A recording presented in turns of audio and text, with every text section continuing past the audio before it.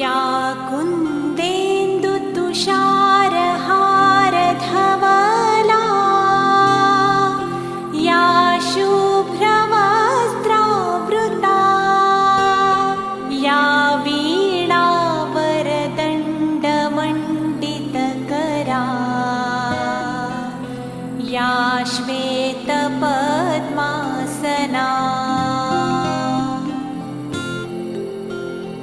या ब्रह्माच्युतशङ्करा